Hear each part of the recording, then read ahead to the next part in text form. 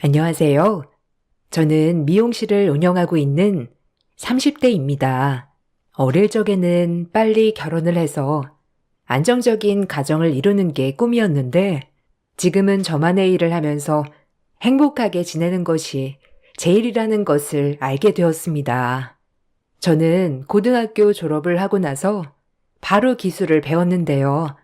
학업에는 뜻이 없었기 때문에 졸업 이후에는 바로 미용 일을 시작했답니다. 생각보다 미용 일은 저에게 잘 맞았어요.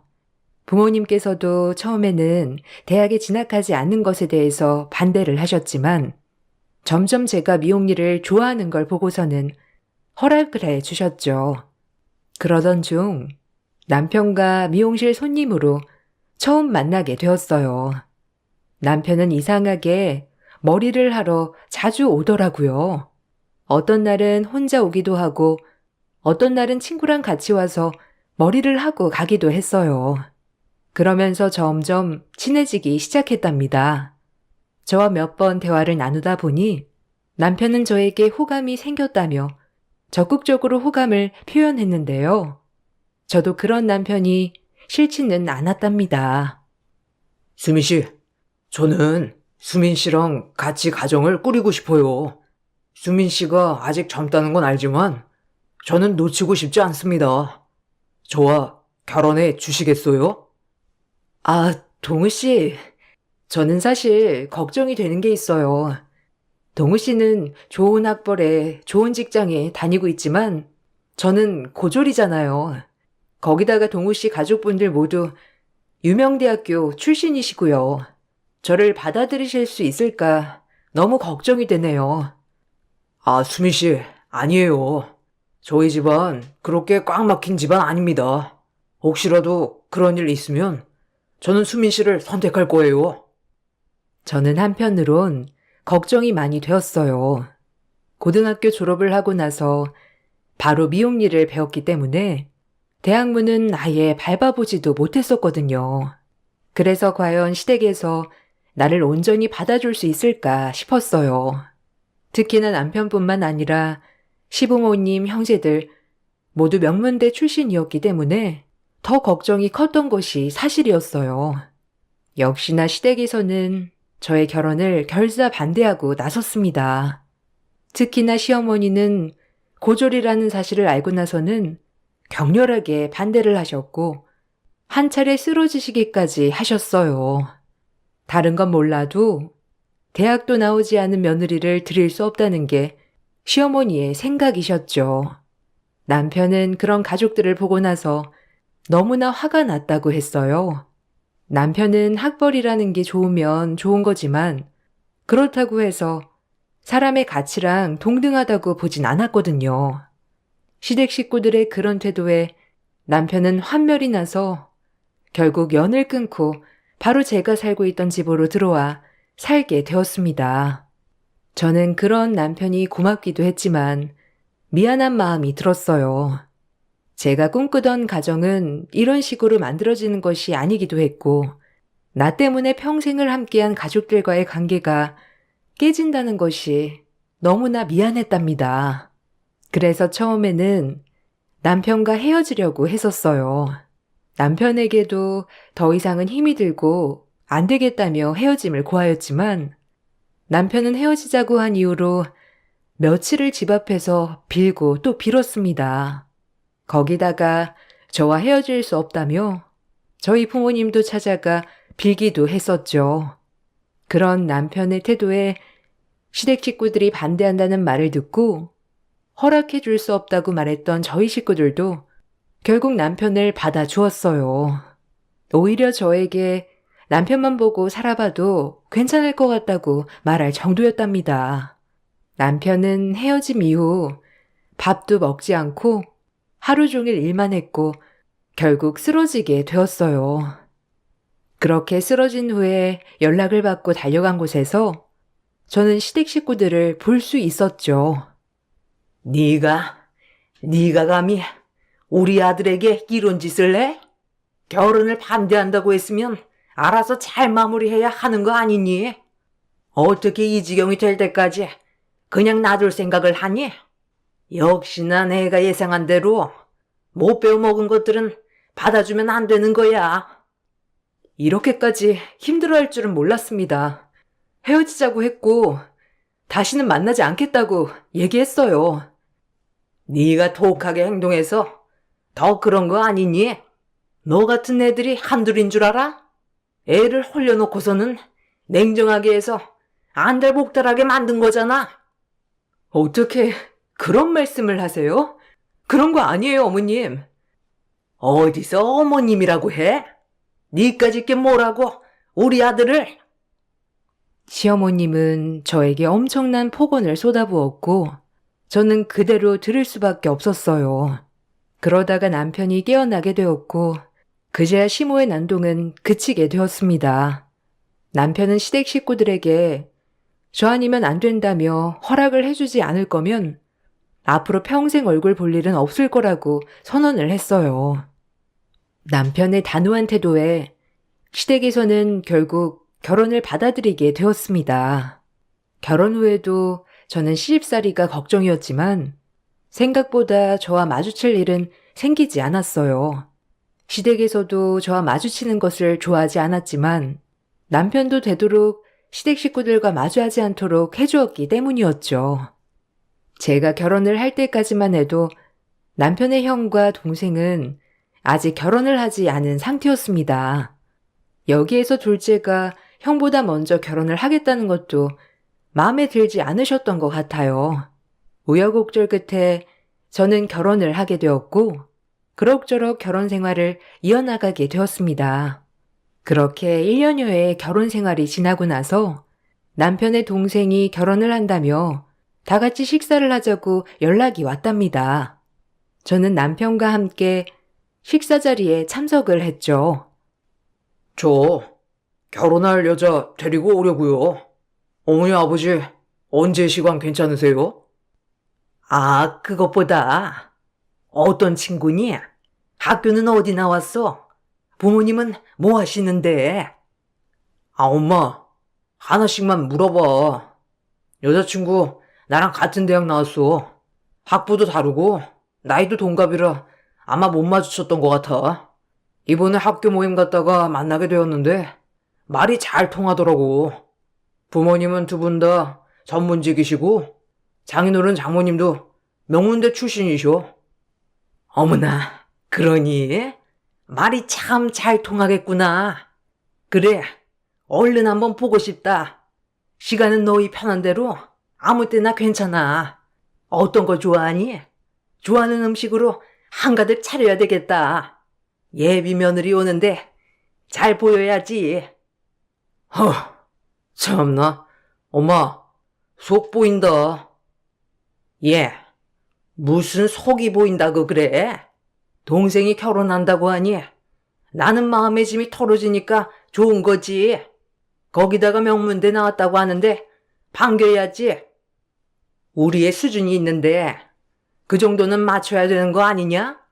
형도 결혼에 생각이 없다 하는데 얘라도 보내야지. 근데 어떻게 그렇게 똑똑한 애랑 만나게 되었어? 너무 궁금하다. 시어머님은 도련님이 박사 아내를 맞이한다는 말을 듣고 나서부터 입이 귀에 걸리기 시작했어요. 사실 저와 남편이 결혼했을 때는 동네 창피하다 말하면서 결혼식에도 주변 지인들에게 말을 안 하셨더라고요. 그 정도로 학벌이 중요하신 분이셨는데 시어머니의 생각에 딱 맞는 사람이 며느리로 들어오게 되니까 기분이 좋을 수밖에 없었던 거죠. 예, 너 그날 뭐 하니? 너 가게 문 닫고 나랑 같이 음식 준비나 하자.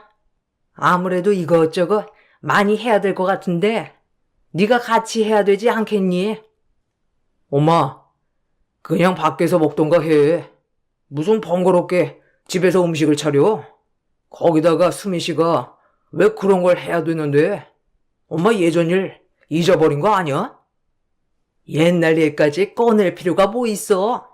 다 지나간 일인데.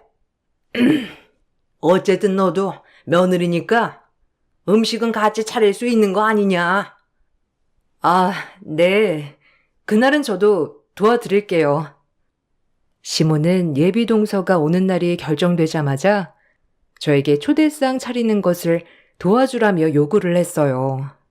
신이 난 모습으로 요리를 하는 것을 보니 결혼 허락을 받을 때 생각이 나서 기가 막히긴 했지만 워낙 학벌을 중시하는 분이셨기 때문에 어이없음에도 일단은 도와드리기로 했답니다. 시어머니는 그날 저뿐만 아니라 도와주는 도우미분도 부르셔서 음식을 어마어마하게 차려내셨어요. 그 정도 준비를 하려면 힘들만도 하지만 웬일인지 그날은 콧노래를 부르시면서 도우미분들에게 자신들 수준에 맞는 사람이 들어오게 되었다며 신이 나서 얘기를 하셨답니다. 저는 하도 들어서 그냥 한 귀로 듣고 흘렸지만 오히려 도우미분들이 제 눈치를 보시기도 했죠. 제가 그래도 참았던 이유는 남편 때문이었어요. 남편이 알게 된다면 바로 집안을 뒤엎을 거라 생각을 해서 처음에는 좋게 좋게 넘어가자는 생각으로 그냥 넘기게 되었답니다. 음식이 어느 정도 마무리가 되고 시모가 갑자기 제 옷을 챙기시더라고요. 뭐 하는 걸까 그냥 쳐다보다 시모는 당연하다는 듯이 얘기를 했어요. 얘, 너 뭐하니? 이제 가야지. 계속 거기 앉아서 있을 거야? 도우미 이모들도 갔으니까 너도 이제는 가봐라. 네? 아니, 제가 왜... 아니, 오늘 동서 인사하러 온다고 한 거 아니었어요? 저도 같이 봐야죠. 네가 뭘 볼 줄이나 알고? 네 수준에는 맞지 않는 자리니까 그냥 가라니까. 네가 있으면 분위기만 흐리지 뭐. 음식해서 그러니? 수고비는 나중에 챙겨줄 테니까 우선 애들 오기 전에 가라. 어머님, 이건 좀 너무한 것 같아요. 어떻게 음식까지 다 차렸는데 저보고 가라고 할 수 있어요? 저 못 갑니다. 오늘 동서랑 인사도 하고 저도 자리에 있을 거예요. 아니 얘가 말이 정말 안 통하네. 네가 왜 여기에 있냐고? 너 진짜 내가 며느리로 받아들였다고 생각하는 거니? 며느리로 인정받고 싶었으면 우리 수준에 맞췄어야지. 멍청한 건 제발 빠져. 시어머니는 제가 가지 않고 버티고 있자 멍청한 건 빠지라며 소리를 치기 시작했어요. 시모의 태도에 황당하고 화가 나 결국 저도 그 자리에 있다간 폭발할 것 같아 나오게 되었습니다. 음식만 차리고서는 저는 예비 동서의 얼굴조차 보지 못한 상태였어요. 집으로 가야 할까 싶었다가 시모의 행동에 저는 더 이상의 결혼 생활을 유지하는 게 맞는 걸까 하는 생각도 들었답니다. 그 이후로 시댁 식사 자리는 모두 참석하지 않았어요. 그렇지만 시댁에서는 사돈댁 눈도 있으니 결혼식 날은 참석해야 한다며 남편에게 연락이 왔더라고요. 결혼식을 참석하면서 저는 예비 동서를 겨우 만날 수 있었습니다. 아, 안녕하세요. 저는 동우 씨 아내 되는 사람이에요. 그때 인사 오셨을 때는 제가 자리에... 아, 알아요. 들었어요. 저한테 인사하실 필요는 없고 그냥 계시다가 식사하시고 가세요. 네? 아무리 그래도 이제 가족인데 인사는 해야... 인사요? 아니, 시댁에서는 그쪽 며느리라고 생각 안 하시는 것 같던데. 아직 아들이 며느리에 죽고 못 사니까 참는 거지. 애정 떨어지면 바로 이혼시킬 거라고 하시는데 모르시나 봐요? 그때도 쫓겨나 놓고서는 눈치가 없으시나? 어쨌든 제 결혼식이니 소란 일으키지 마시고요. 저는 그날 제 위치가 어떤 곳인지 확실하게 알 수 있었어요. 이미 시동생이 동서에게 저에 대해서 이야기를 해왔던 건지 처음 보는 날부터 동서는 저를 무시하기 시작했습니다. 남편에게 말을 해야 할까 고민을 하다가도 이러나 저러나 상처를 받는 건 남편이기 때문에 저를 누구보다 아껴주는 남편에게 또다시 상처를 줄 수는 없었어요. 그래서 조금만 더 버텨보자 생각을 했었죠. 결혼식 날 시댁 식구들은 사돈댁에 저를 소개하지도 않고 지나갔답니다.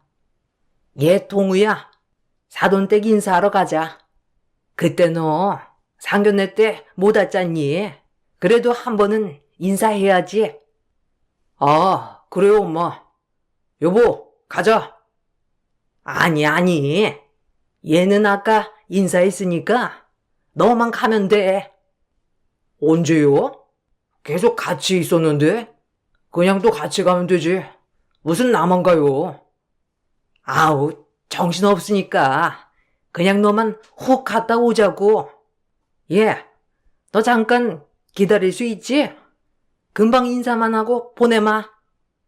시모는 남편 앞에서는 이미 제가 인사를 했다며 얘기를 하고는 남편 팔을 이끌고 사돈댁 인사를 가기도 했습니다.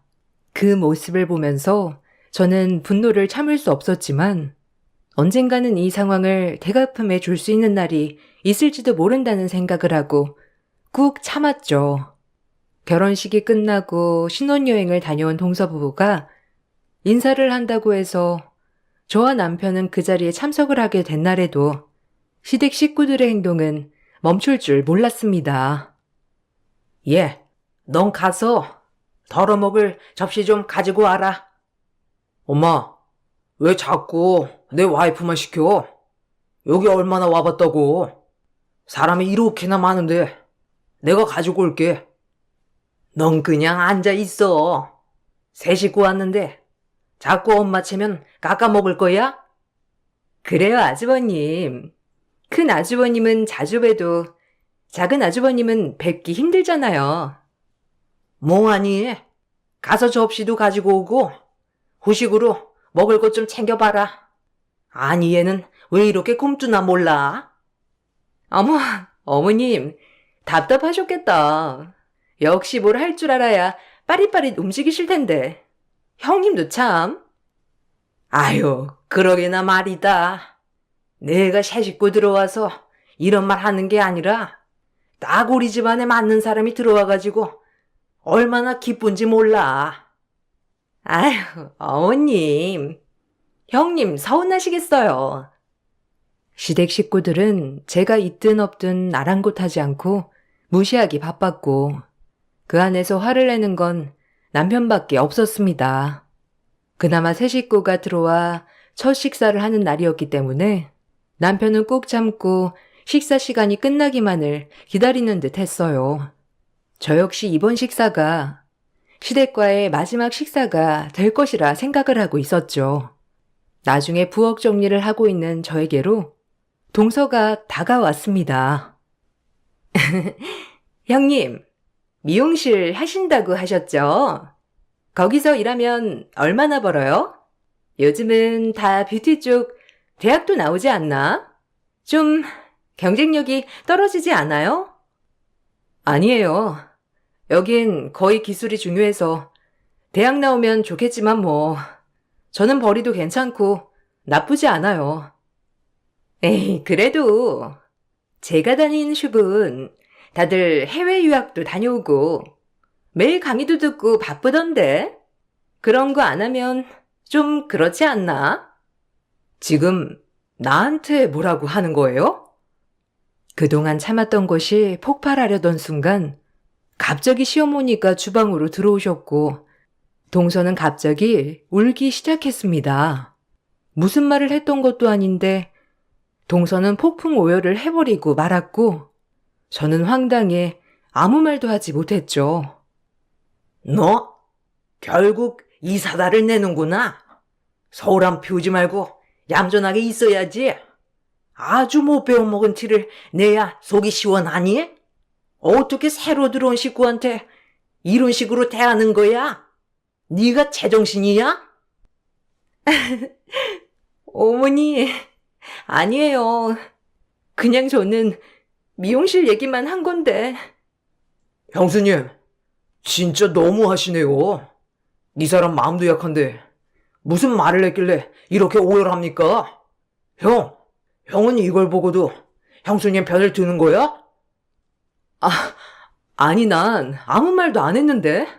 먼저 직업적으로 비하하면서 말한 건 동서지. 저는 아무 말도 안 했어요. 아무 말도 안 했는데 얘가 이렇게 우니? 넌 도대체 무슨 생각이야? 어떻게 네가 들어오고 집안이 조용할 날이 없어? 너 당장 나가! 시댁 식구들은 모두 저를 경멸하듯 바라보았고 당장 나가라며 소리를 치기 시작했어요. 남편은 그런 시댁의 태도에 화가 나 소리를 치고 저를 데리고 나왔습니다. 남편은 그 이후로 절대로 시댁 식구들과 연락도 하지 말고 만나지도 말라며 자신도 연을 끊을 것이라고 얘기를 했어요. 시댁 식구들은 결국 제가 가족을 끊어놓았다며 폭언의 메시지를 보내왔습니다. 그 이후로는 시댁 식구들과 만날 일이 없었어요. 남편에게는 종종 시댁 식구들의 연락을 하는 듯 했지만 남편도 연락만 받을 뿐 만나지는 않는 상황이었죠. 그렇게 1년의 시간이 흐르고 미혼이었던 아주버님이 결혼을 하고 싶은 여자가 있다며 집으로 소개를 온다는 소식이 들려왔어요. 여보, 당신 이번에 엄마나 아버지가 집으로 오라고 해도 절대 가면 안 돼. 전화도 받으면 안 되는 거 알지? 안 되겠다. 당신 핸드폰 좀 줘봐. 아이, 그냥 전화 안 받을게. 왜 차단까지 다 해놨어? 괜히 전화 오는 거 알면 당신 또 마음 쓸 거 아니야. 이번에는 아무 생각도 하지 말고 처가댁에 좀 가서 쉬고 있어. 나도 일 마무리하고 바로 갈게. 당신 그래도 아주버님 결혼하신다는데 인사 오는 자리는 가봐야 하는 거 아니야? 이젠 상관없어. 솔직히 이번 연락도 받기 싫었는데 뭐 결혼식이나 가면 되겠지. 당신은 신경 안 써도 되니까 어머님 아버님이랑 편안하게 시간 보내고 있어. 알겠지? 남편은 제 전화기에서 시댁 식구들의 전화번호를 모두 차단시킨 후에 저를 친정까지 데려다주고 일을 하러 갔어요.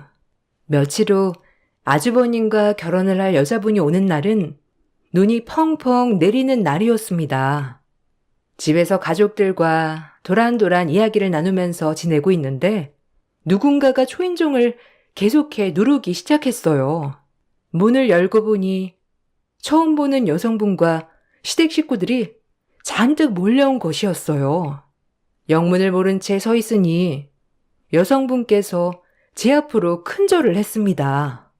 저는 당황스러운 표정으로 봤고 시댁 식구들은 어쩔 줄 모르는 표정이었어요. 어머, 누구신데 갑자기 오셔가지고 무슨 일이시죠? 아, 안녕하세요. 저 기억하시나요? 저 예전에 골방에 살았던 부부 딸입니다. 엄마 아빠를 통해서 많이 얘기를 들었는데 이렇게 뵙게 되었네요. 네? 누구시라고요? 예전에 사셨던 아저씨 부부 딸이시라고요? 근데 어떻게 여기까지 오신 건지 저희 시댁 식구들이랑 왜... 저 동석 씨 여자친구예요. 이번에 인사를 드리려고 찾아갔다가 사진에서 결혼식 사진을 보고 여기까지 오게 되었어요. 저희 결혼 사진을요? 어머, 너 가연이구나. 어머나, 이렇게 건강하게 자랐니? 어떻게 여기까지 왔어? 여보, 여기 와보세요. 어머, 사돈은 어떻게 오신 거예요? 그게 여기 가연이가 꼭 와야 한다며 이야기를 하길래 오게 되었어요. 아이고, 일단 들어오세요. 엄마는 여성분을 보시자마자 누군지 바로 아시더라고요. 부랴부랴 안으로 모신 여성분은 바로 인사를 오기로 한 형님이셨습니다.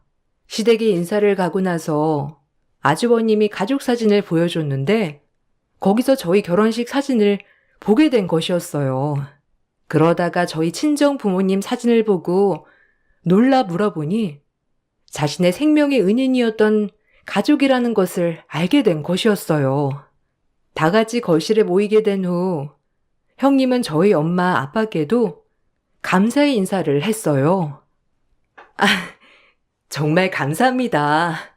제가 이렇게 건강하게 자랄 수 있었던 것도, 아니 지금까지 살 수 있었던 것도 다 세 분 덕분이라는 거 항상 끌 때마다 들어왔어요. 엄마 아빠는 자주 인사를 드린다고 했는데 저는 그동안 해외에 있어서 인사도 못 드렸네요. 다시 한번 감사드려요. 아이고, 나는 너 얼굴 보고 딱 알았어. 어떻게 엄마를 썩 빼닮았니? 건강하면 우리는 그걸로 됐지. 그때 정말 놀랬었거든. 혹시라도 잘못되면 어쩌나 기도를 얼마나 했는지 몰라. 그래도 이렇게 건강하게 살아있다고 하니 그것만으로도 다행이다. 그렇죠, 여보? 아, 그럼. 우리는 그때 정말 네가 깨어난 것만으로도 감사하게 생각하고 있어. 너무 감사해요. 그때 저를 구하려고 따님께서 정말 애를 많이 썼다고 들었어요. 제 생명의 은인이라고. 꼭 한번 뵙고 싶었는데 이렇게 뵐 수 있어서 다행이에요. 저는 너무 어릴 적이 기억이라 가물가물하게 생각나는 일이었지만 엄마가 얘기를 해 주시자 기억이 나기 시작했어요. 엄마와 아빠는 지금까지 사업체를 운영하고 계셨는데 20년 전 친하게 지내던 후배가 사업을 하다가 망하게 되었다고 했어요. 집에는 온통 빨간 딱지가 붙어졌고 바로 당장 길거리로 나앉게 생겼던 것이죠. 저희 부모님은 그 모습을 보고 무시할 수 없었다고 하셨어요. 그때 아빠 후배가 정말 힘들고 어려운 시기였거든. 당장 집에서 나와야 하는데 너랑 비슷한 또래 딸이 있다고 하는 거야. 그게 너무너무 마음에 걸려서 엄마가 우리 집 골방 조금 고쳐서 거기서 살면 어떻겠냐고 얘기를 했지. 맞아. 그때 들어오고 나서도 한 몇 년 있었는데 하긴 너는 그때 기억이 가물가물 했을 수도 있겠다. 왜? 그때 무슨 일 있었어? 아, 그때 우리 집에 옛날에 있었던 하우스 물 받아두는 통 같은 거 기억나? 단독주택 산다면서 엄청 좋아했는데 그게 딱 있더라고. 전에 살던 사람이 원래 그 뒤쪽으로 작물을 많이 길렀는데 그때 사용했던 건가 봐. 근데 좀 깊기도 했지. 물 넣으면 나도 빠져서 못 나올 정도였으니까. 어느 날인가 엄마랑 아빠랑 거기 후배 부부랑 같이 골방에서 고장난 곳들 고치고 이것저것 하고 있었고 너랑 가연이는 집안에서 TV 보면서 놀고 있었거든. 한 3-4시간 지났나? 한 번쯤 왔을 법한데 안 오길래 방에 가봤는데 너네 둘 다 없는 거야. 그때부터 찾기 시작했는데 어딜 가도 보이지가 않았어. 아니 그래가지고 내가 좀 이상하다 싶어서 뒤뜰에 가봤거든. 거기는 그 우물이랑 나무들밖에 없어서 거기 갈 일이 없는데 여기 말고는 갈 곳이 없잖아. 그래서 가봤더니 원래 그 위로 닫혀있던 발판이 떨어져 있더라고. 뭔 일이 났나 싶어서 바로 달려갔지. 아니 근데 거기에 너랑 가연이가 딱 들어가 있는 거야. 엄마랑 아빠는 지금도 가슴이 두근거리신다며 얘기를 하셨어요. 그때 처음에는 치워야지 했는데 땅속으로 매립이 되어 있어서 당장은 힘들고 겨울철이라 봄이 되면 해야지 생각을 하셨다고 해요. 그때까지만 하더라도 별일이 있겠나 싶었는데 호기심 많았던 저희가 그곳으로 갔던 거였어요. 근처에서 놀고 있던 저는 전부터 엄마가 조심하라고 해서 그쪽으로는 안 갔지만 형님은 거기 근처에 갔다가 쏙 빠지고 말았던 거였어요. 저는 형님을 구하려고 바로 들어갔는데 물을 받아둔 건 아니라서 많이 차지는 않았지만 눈과 비 때문에 허리까지 올라온 상태였던 거였어요.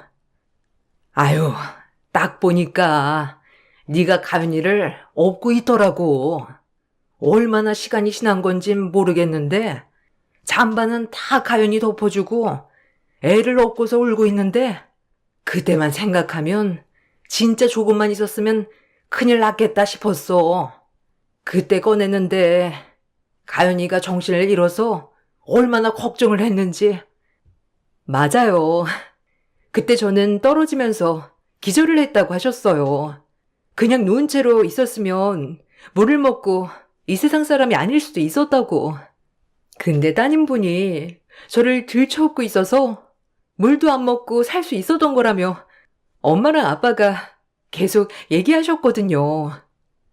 그러게. 그때 어떻게 그런 생각을 했나 몰라. 그걸 그냥 치우면 좋았을 거를 그냥 놔뒀던 게 문제였었지.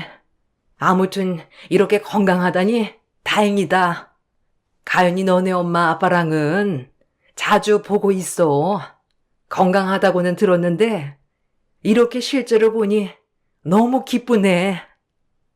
이야기를 하는 동안 시댁 식구들은 안절부절 어떻게 해야 할까 난감한 표정으로 앉아 있었어요.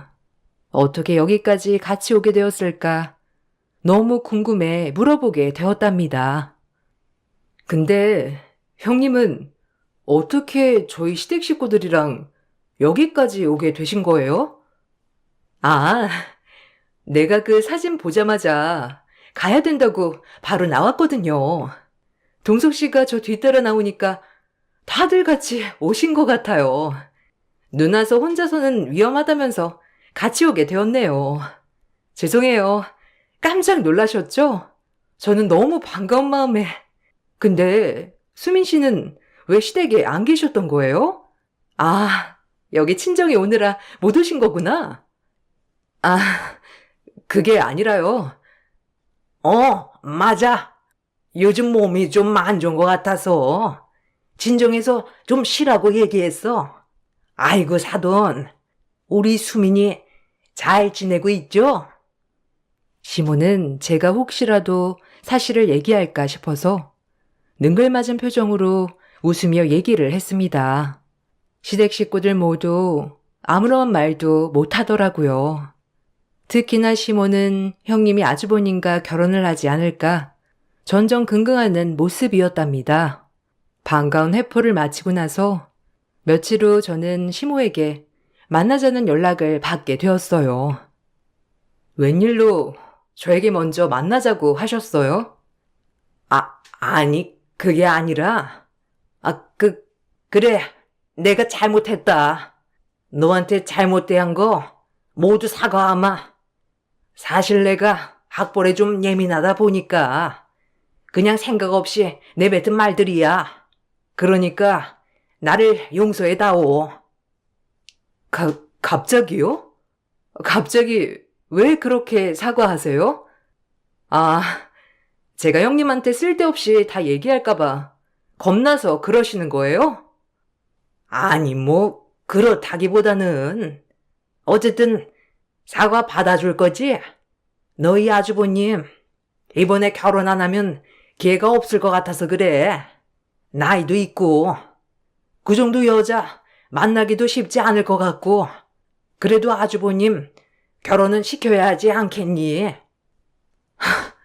결국 아주버님 때문에 울며 겨자 먹기로 저한테 사과하시는 거네요? 아니, 얘는 사람이 사과를 하면 그대로 믿어줘야지. 무슨 그런 말을 해? 수민아, 내가 미안하다. 그러니 알지? 시어머니는 그동안의 자신의 행동을 혹시라도 형님에게 얘기를 할까 두려워 저에게 계속해 사과를 해왔답니다. 그것을 알게 된 남편은 바로 시댁에 찾아가 더 이상 저에게 연락도 관여도 하지 말라며 뒤집어 엎어버렸죠. 남편은 더 이상 자신은 부모가 없다며 시댁이 없는 것으로 생각하라 얘기를 했습니다. 그 뒤로 형님께서는 제가 시댁 행사에도 나오지 않자 연락을 해 오셨어요. 저는 말을 해야 하나, 어떻게 해야 하나 고민을 했는데 남편이 그동안의 일을 모두 말했답니다. 어머, 수민 씨 정말 힘들었겠어요. 전 사실 공부는 많이 했지만 내가 그때로 돌아가면 지금도 수민 씨처럼 할 수 있을까 싶어요. 어른도 아니고 그 어린아이가 사람 구하겠다고 그 통 안으로 들어가는 게 얼마나 용기 있는 건데 그런 수민 씨를 시댁에서는 알지 못하네요. 아, 괜찮아요. 아마 그쪽 가족들이 다 고학력자라 그럴 수도 있는 거죠. 그래요. 어쨌든 난 수민 씨가 행복했으면 좋겠어요. 제 생명을 구해준 은인이잖아요. 형님은 남편에게 그 얘기를 듣고 나서 아주버님에게 결혼을 다시 생각하자며 연락을 한 듯 했습니다. 시모는 아주버님의 파혼 소식을 듣고 저에게 엄청난 연락을 해오기 시작하셨죠. 이제는 끝날 때가 되었다고 생각이 들어 저는 당당히 시어머니를 만났습니다. 너? 결국 네가 우리 집을 망치는구나. 너 때문에 우리 집안이 이 꼴이 된 거야. 죄책감은 가지고 있긴 하니? 저 때문이라니요? 이건 다 어머님과 가족분들이 만든 거예요. 아직도 인정을 안 하시니 제가 할 말이 없네요. 너만 아니었으면 우리 집에서 트러블은 한 번도 안 생겼을 거다. 네가 들어오고 나서 이 모양이 된 거야. 역시나 말이 안 통하시네요. 사람 학벌로 배운 걸로 나누시는데 개념은 배우시지 않으신가 봐요? 형님한테 제가 한 얘기는 없습니다. 제가 아니고 어머님 아들인 제 남편이 얘기한 거예요. 오죽하면 자식이 직접 자신 가족들에 대해 얘기를 했을까요? 뭐? 동우가 얘기했다고? 너 거짓말 하는 거지? 네가 다 얘기한 거잖아. 그렇지 않고서야 어떡해? 거짓말 같으시면 한번 전화라도 해보시던지요. 할 말 더 없으시죠? 전 더 이상 어머님 뵙고 싶지가 않아서요. 그만 가보겠습니다. 시모의 당황스러운 얼굴을 뒤로하고 저는 모든 시댁 전화를 차단했습니다.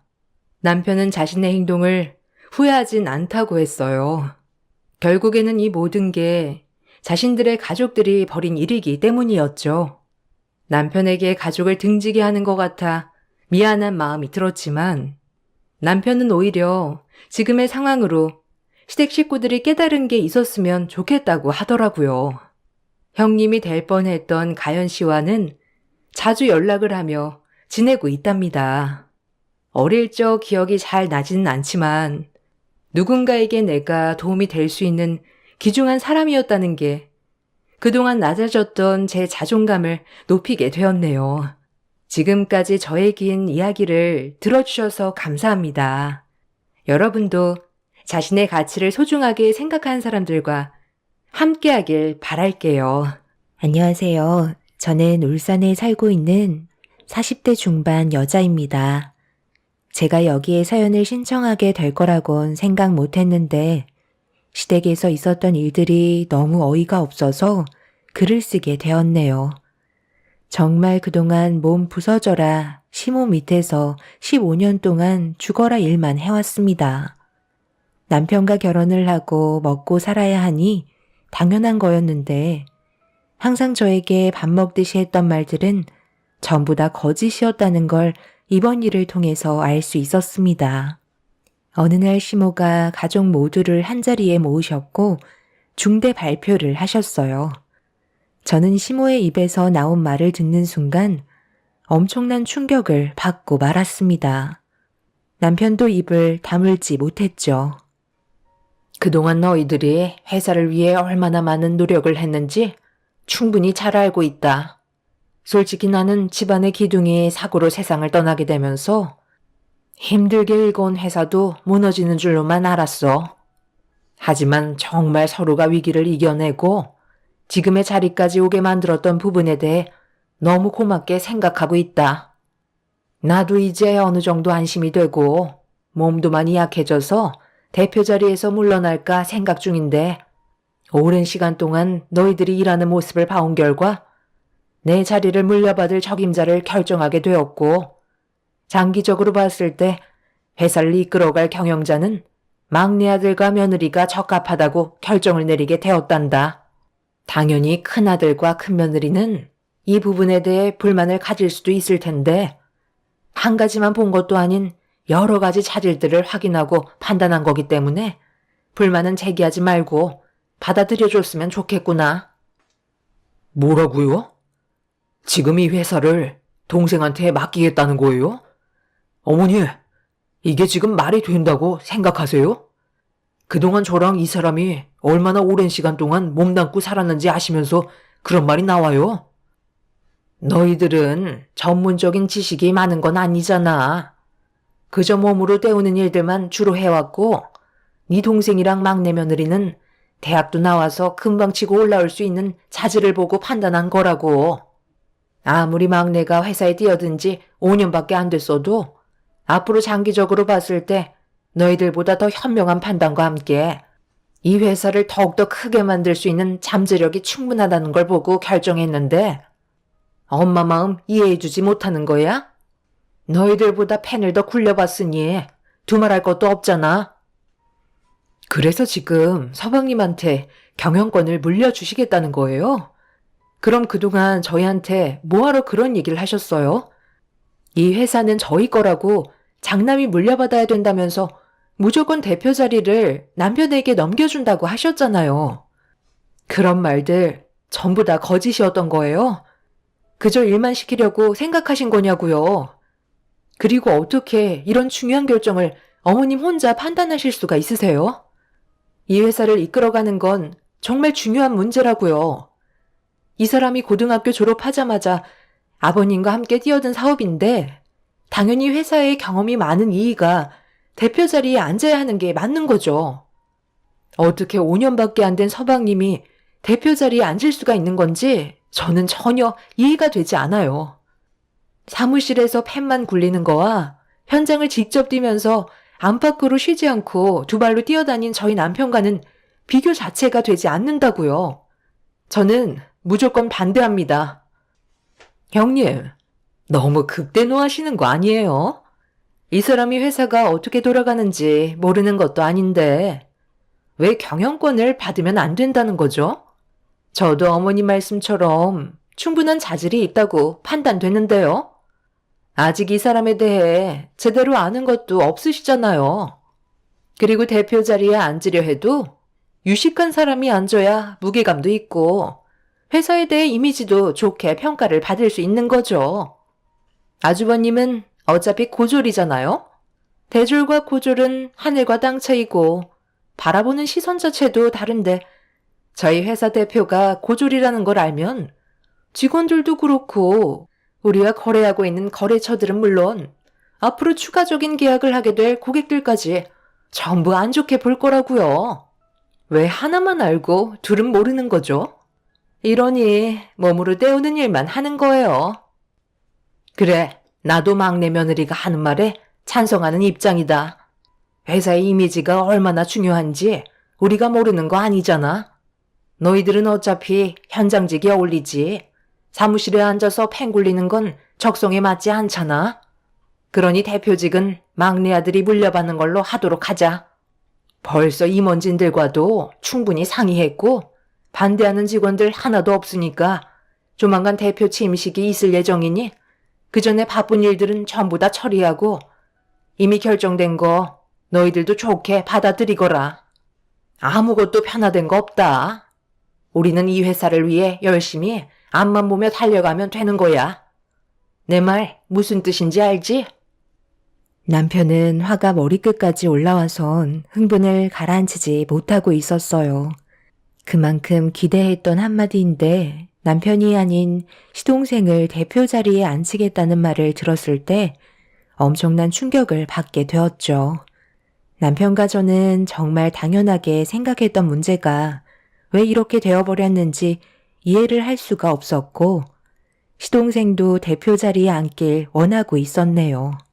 남편은 더 이상 얼굴 붉히면서 대화하고 싶지 않았는지 자리에서 일어나 집 밖으로 뛰쳐나갔어요. 하지만 시모는 눈길 한 번 주지 않았습니다. 원래 남편도 대학을 가고 싶어 했지만 세상을 먼저 떠난 시부께서 회사의 경영을 배우라며 일찍부터 사회에 발을 들이게 하셨죠. 워낙 성격이 있으신 분이시라 남편은 시부의 말을 따를 수밖에 없었어요.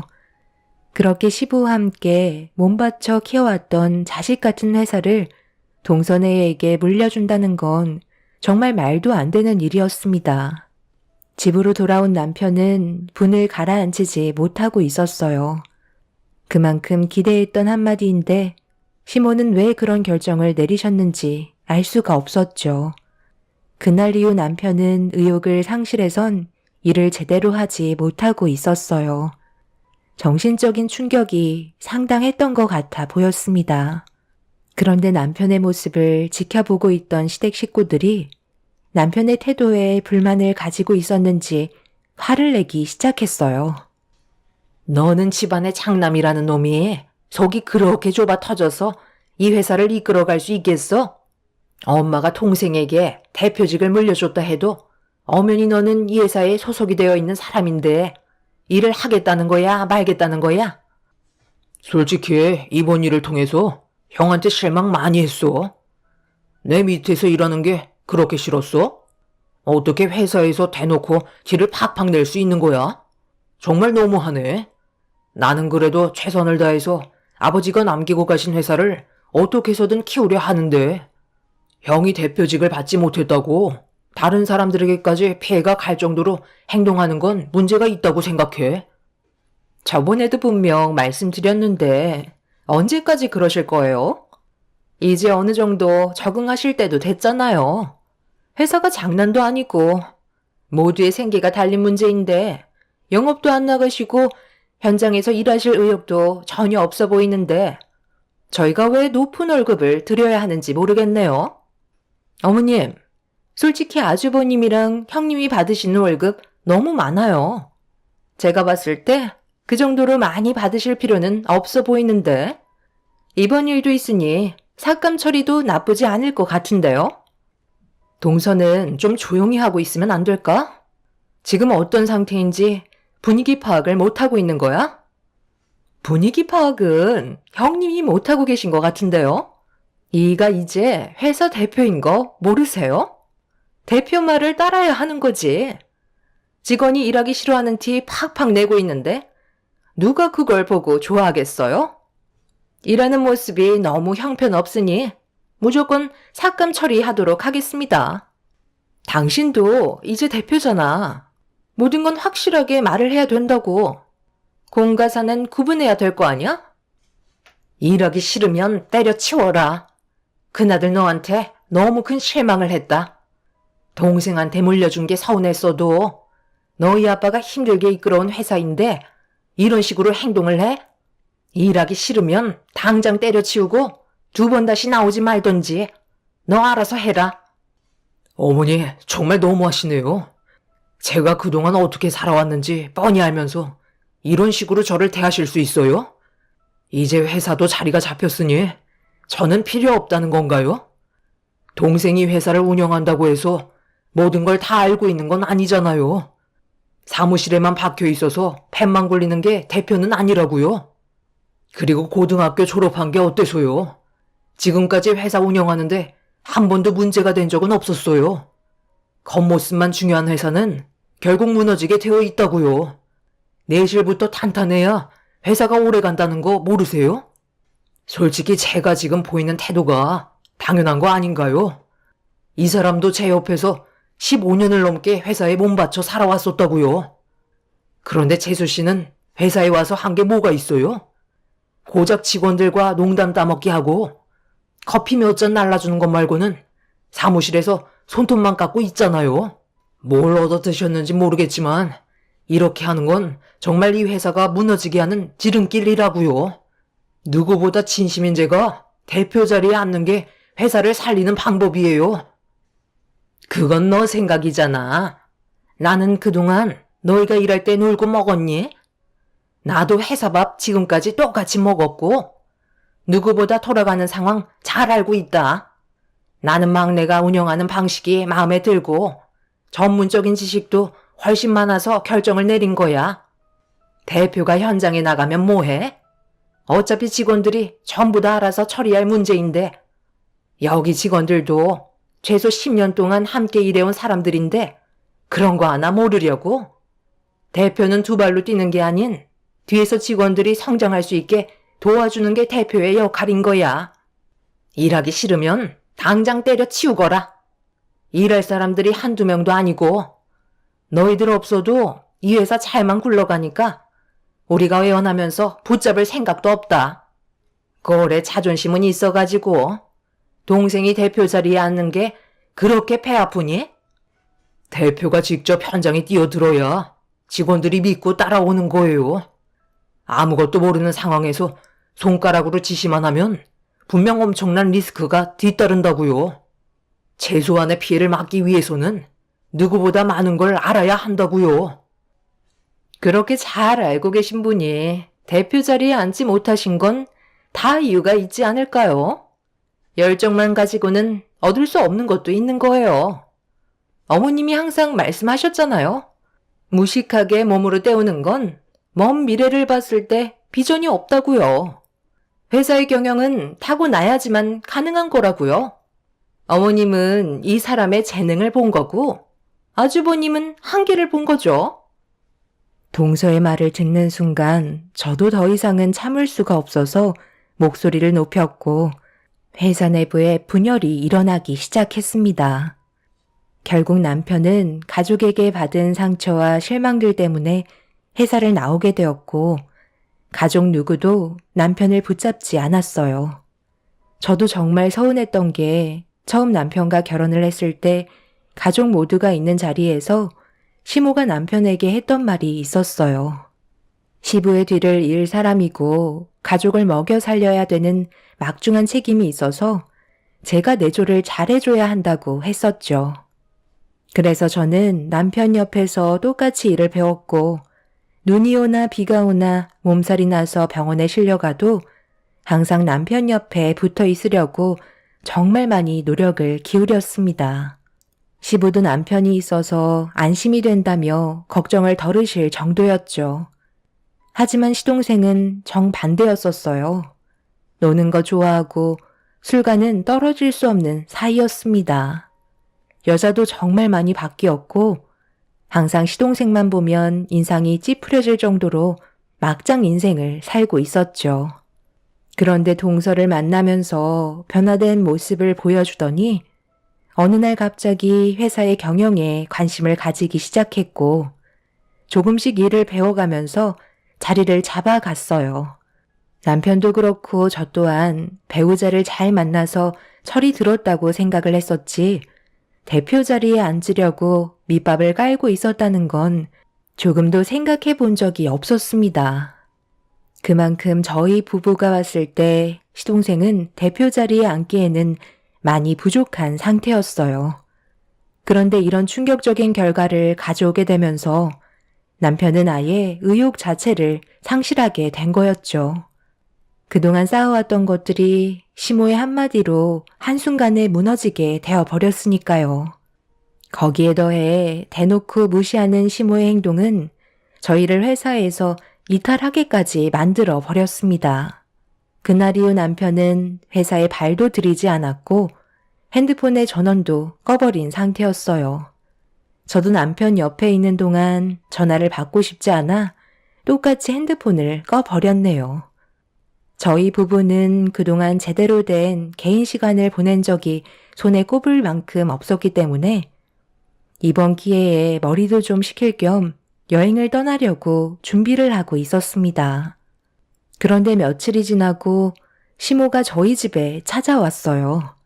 이유는 남편이 회사로 복귀했으면 좋겠다며 갑자기 부탁을 하셨죠. 꼭 이런 식으로 일을 벌여야 되겠니? 회사에서 너희들이 나가면 다른 직원들이 힘들어진다는 건 몰라? 전화는 왜 또 꺼놨어? 그래도 연락은 돼야 도움을 청할 거 아니야. 적어도 회사에서 나가려면 인수인계 정도는 해줘야 하는 거 아니야? 제가 분명 말씀드렸을 텐데요. 더 이상 회사에 미련 없고 그동안 모아놓은 재산으로 여행이나 다니면서 마음 편히 살려고요. 벌만큼 벌었는데 저도 이제 보상 받아야죠. 대사안조한테 도움을 요청하셔봤자 저는 더 이상 회사에 소속된 직원이 아니기 때문에 도와드릴 수 없습니다. 엄마가 그렇게 아끼고 감싸고 있는 대표인 동생한테 가서 해결하라고 하세요. 저희 가족은 오늘 떠나야 하거든요. 일정에 방해되니까 그만 돌아가 주시죠. 큰 소리 치고 싶지 않습니다. 너 지금 엄마한테 뭐 하는 행동이야? 정말 갈 때까지 가겠다는 건 아니지? 인연까지 끊어버리고 싶은 거야? 더 이상 미련 없다니까요. 하고 싶은 대로 하세요. 인연 끊겠다는 말에 제가 눈 하나 깜빡할 것 같아요. 어머님, 이 사람 제발 그만 좀 괴롭히세요. 지금 상황에 어떻게 다시 회사로 들어가요? 그리고 어머님 아들이잖아요. 왜 서방님만 감싸고 도는 거죠? 저는 정말 이해를 못하겠어요. 도대체 뭘 원하시길래 상황을 이렇게까지 안 좋게 만드시는 건데요? 이 사람도 머리를 식힐 시간이 필요해요. 앞으로 무슨 일이 있더라도 찾아오지 않으셨으면 좋겠어요. 저도 어머님 얼굴 뵙고 싶지 않고 더 이상 엮이고 싶지도 않아요.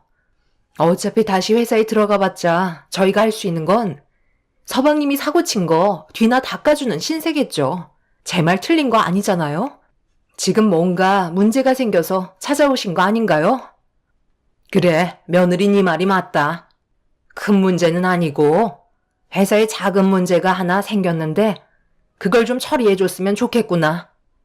너희들이 골치 아픈 일 뒤처리해주는 담당이잖아? 대표가 가서 수습하는 건 이미지상 보기 안 좋잖니? 그러니 너희가 좀 나서줘라.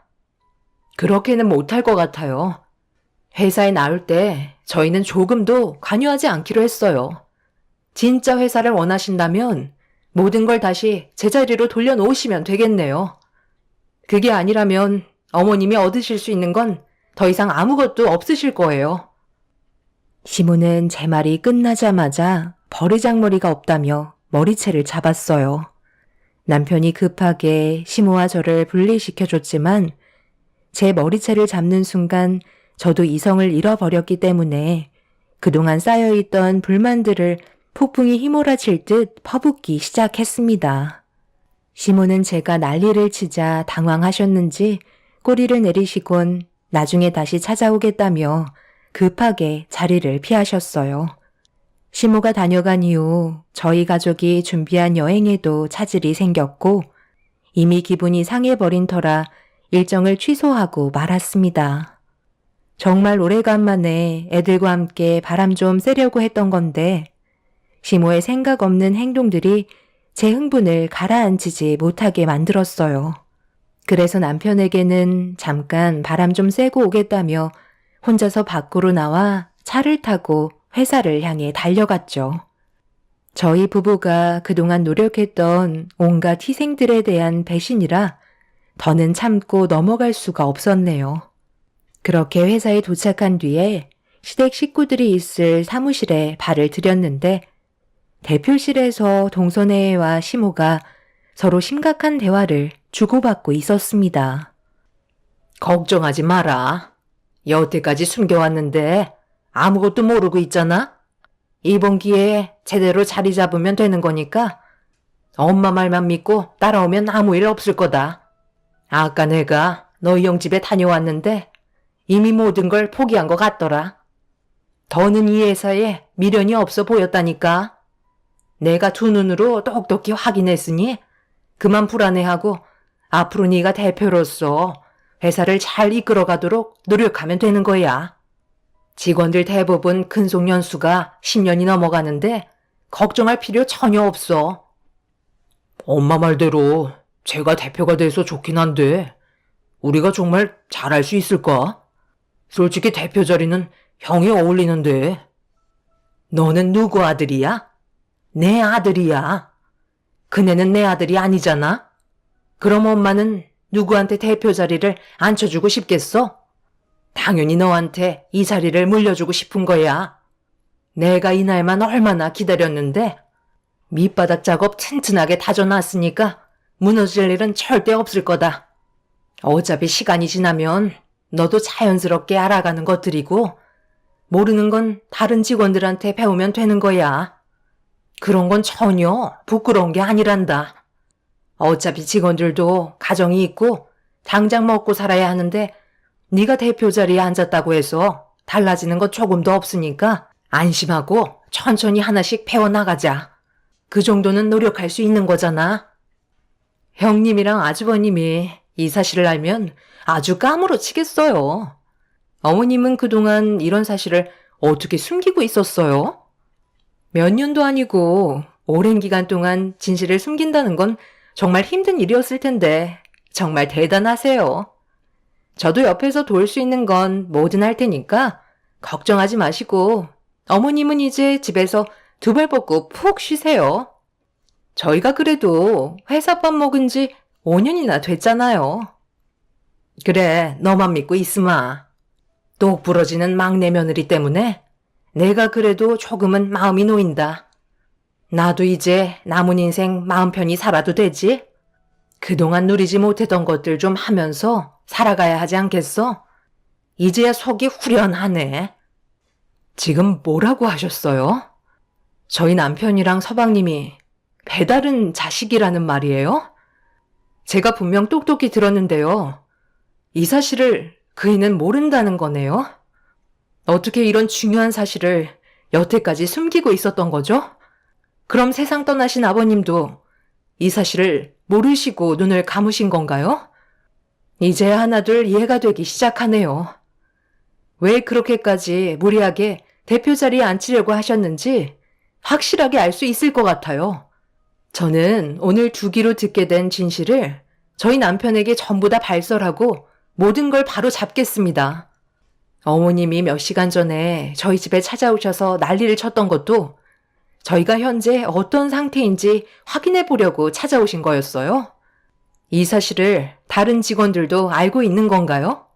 당장 그이한테 전화해야겠네요. 제가 핸드폰을 꺼내들자 시모와 동선의 애가 급하게 달려와 저를 붙잡았고 핸드폰을 뺏어들어 창문 밖으로 던져 버렸습니다. 시모는 절대 듣지 말아야 될 진실을 듣게 됐다며 저를 사무실에서 나가지 못하게 만들었어요. 회사가 떠나갈 정도로 난리를 치자 직원들이 웅성거리며 다가오더니 저희를 말리기 시작하고 있었죠. 시모의 계획을 알게 된 저는 그동안 꾹꾹 눌러왔던 분노를 터뜨리게 되면서 사업장을 뒤엎으며 저에게 달려든 동서와 시모의 머리채를 잡아 서로 앞뒤로 흔들며 머리가 한 움큼 빠질 정도로 만신창이로 만들어 버렸네요. 한 직원이 남편에게 전화를 했는지 저희가 몸싸움을 벌이고 있던 도중에 남편이 급하게 회사로 찾아왔어요.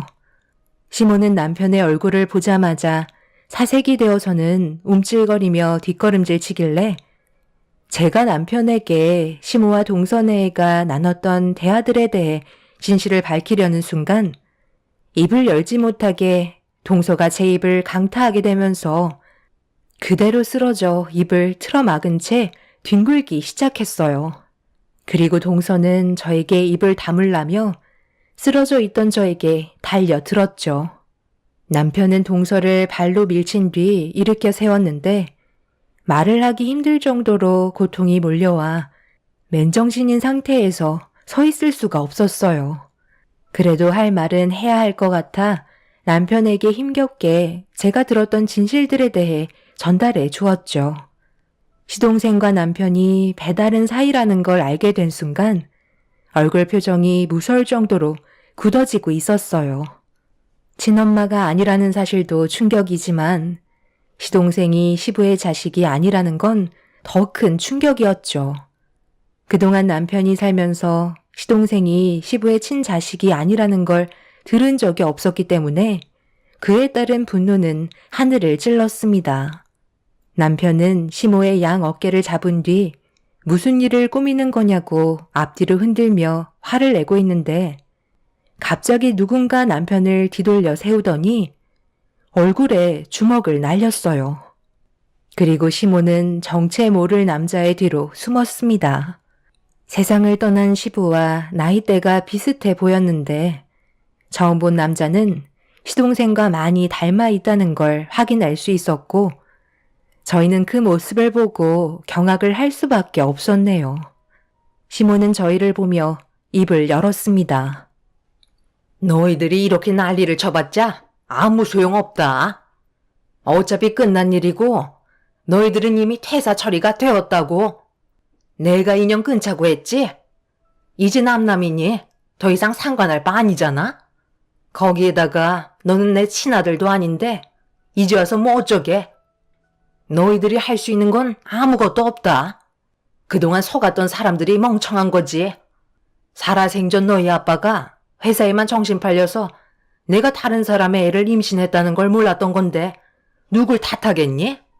아무래도 너희 친엄마에 대해 궁금하겠지. 그런데 이거 어쩌지? 이미 네가 아주 어렸을 적에 사고로 세상을 떠났었다. 나는 그 사람 밑에서 일하던 직원이었고 내가 빈자리를 깨차기에 아주 좋은 타이밍이었지. 그래서 아이를 돌봐주겠다는 이유를 대면서 너희 아빠와 재혼을 하게 된 거야. 그때부터 이중생활을 한 건데 너희 아빠는 그걸 전혀 모르고 있던 눈치더라고. 그래서 지금까지 나도 편하게 속이며 살고 있었지. 이제 내가 왜 이렇게까지 했는지 이해가 되지? 대충 알아먹었으면 이제 그만 내 회사에서 싹 다 물러가라. 그리고 2번 다시 찾아오지 말아라. 남편은 시모의 말에 상당한 충격을 받았는지 더 이상 아무 말도 하지 못하고 시모와 시동생을 번갈아 가면서 쳐다보고 있었어요. 남편은 두 주먹을 부들부들 떨면서 절대 가만두지 않겠다며 회사를 나왔습니다.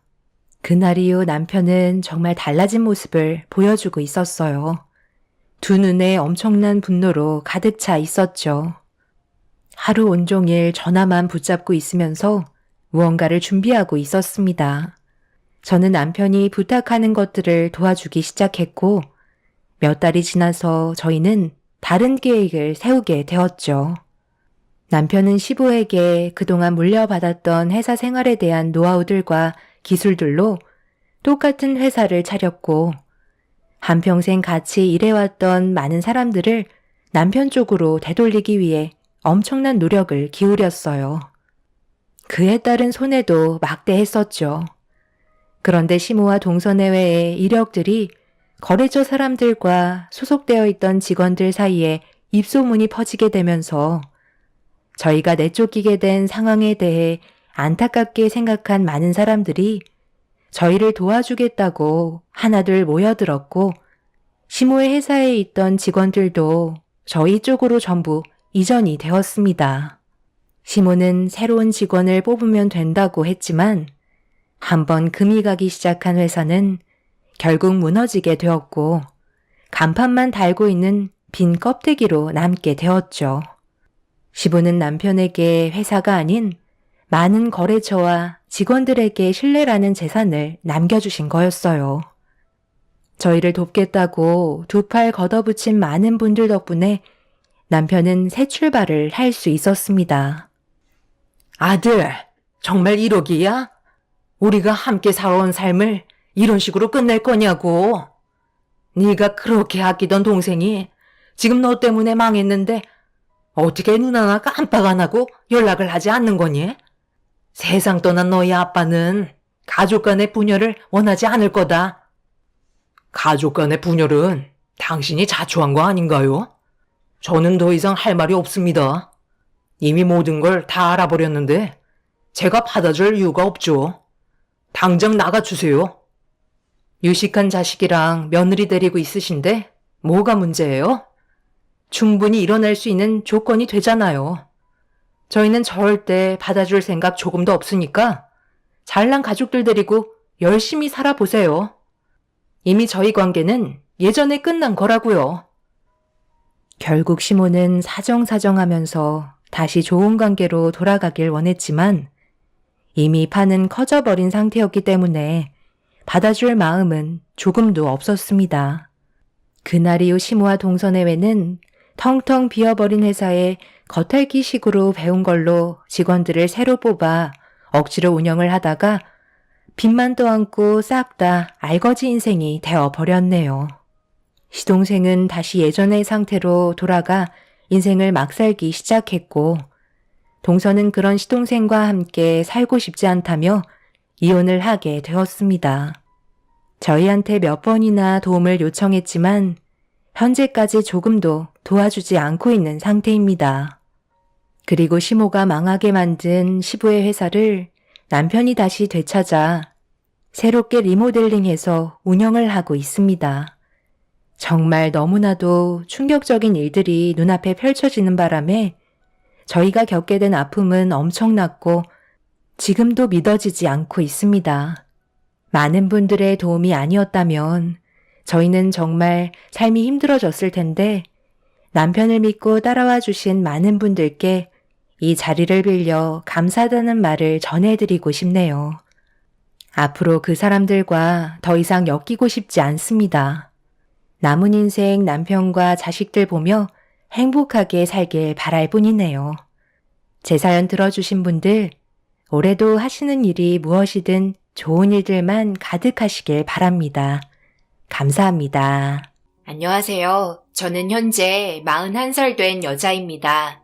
제가 여기에 사연을 올리게 된 이유는 어젯밤 제 꿈에 나타난 한 사람 때문에 한숨도 못 자고 너무나도 괴로워 그때의 사건에서 벗어나고자 이렇게 글을 써내려 갑니다. 여러분들께서 제 사연을 들어주시고 위로해 주신다면 정말 많은 도움이 될 것 같네요. 지금으로부터 벌써 10년이라는 시간이 지났습니다. 짧으면 짧다고 할 수 있는 시간이긴 하지만 저에게 있어서 6년이라는 시간은 너무나 길었어요. 기억하기도 싫고 살기도 싫었던 날이었네요. 남편과 만나고 나서부터 제 삶의 이야기는 시작됩니다. 누구나 그렇듯 마음이 맞아 연인 사이가 되었고 결혼까지 하게 되었어요. 저에게 정말 잘 대해줬었죠. 사랑하는 사람에게 모든 걸 줄 것처럼 잘 해주는 건 당연한 거잖아요. 그래서 신혼 초까지 저희의 관계는 꿀이 떨어질 정도로 너무나 좋았습니다. 많은 사람들의 부러움을 살 정도로 행복한 날들을 보냈어요. 그리고 저에겐 뱃속에 아주 사랑스러운 아이까지 가지게 되었습니다. 임신이 되었다는 자체만으로 너무나 신기했고 놀라웠어요.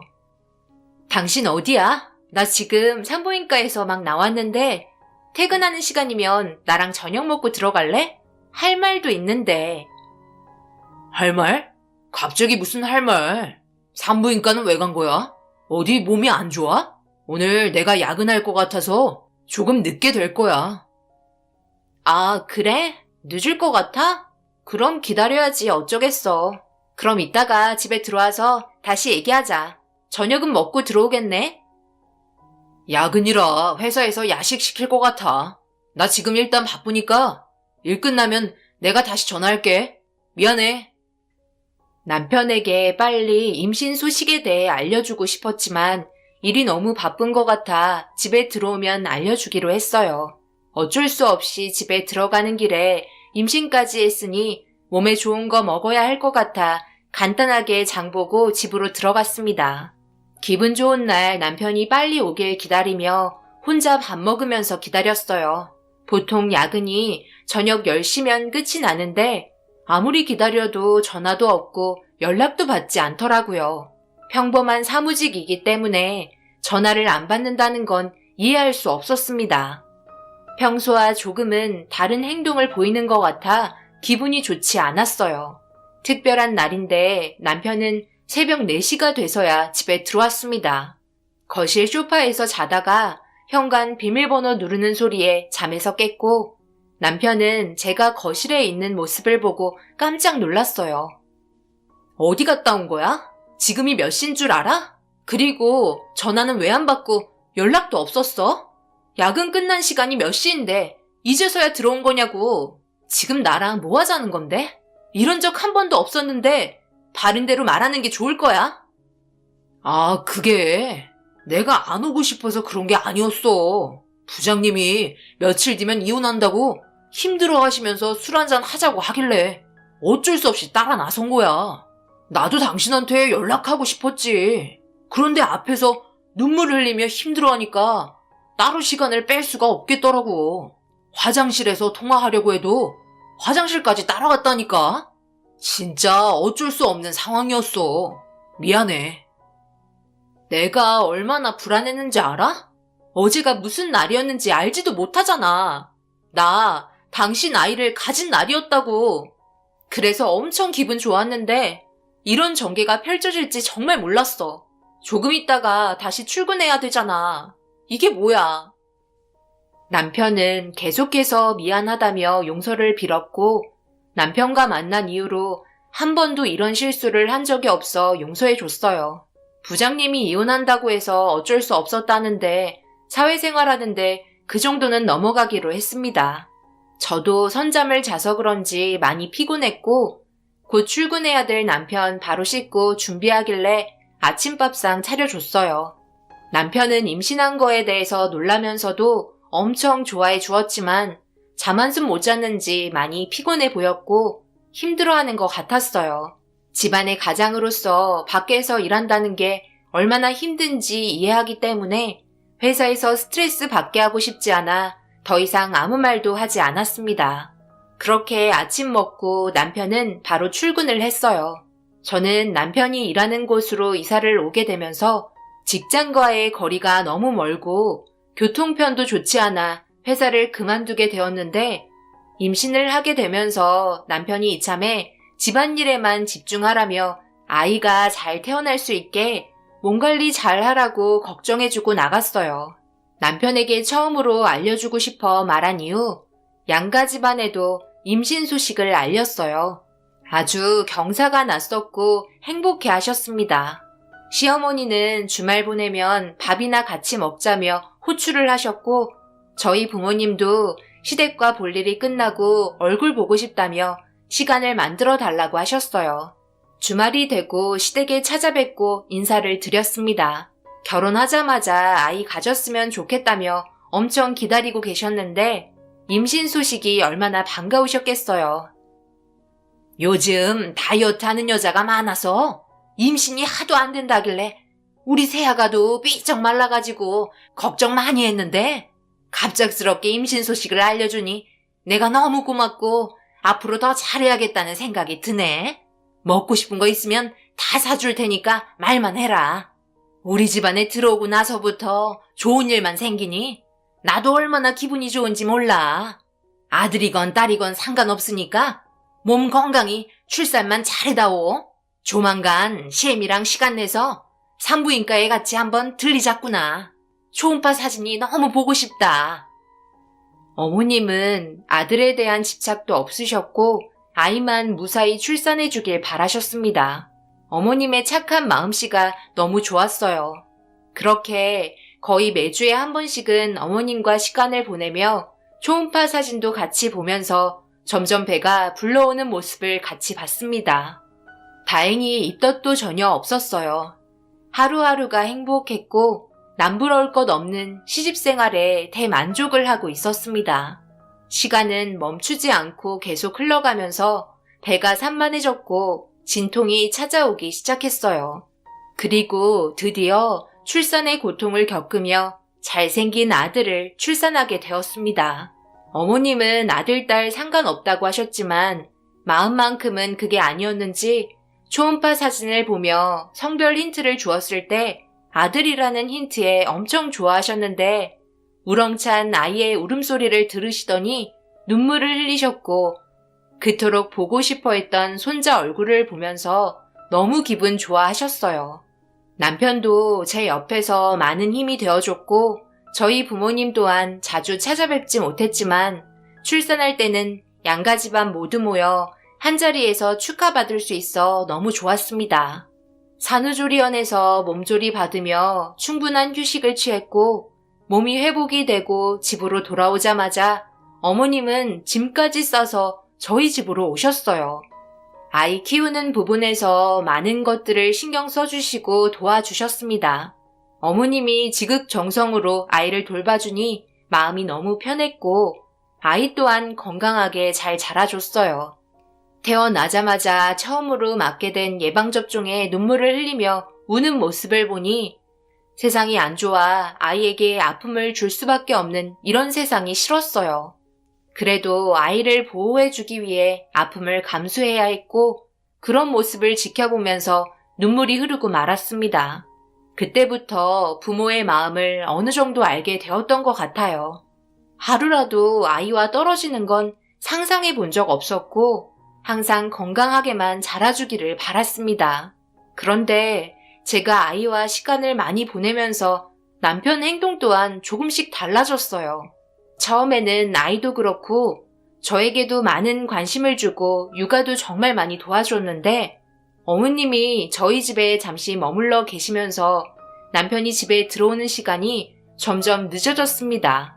그래도 육아는 혼자 하는 게 아닌 것 같아 일찍 들어와 주길 부탁했어요.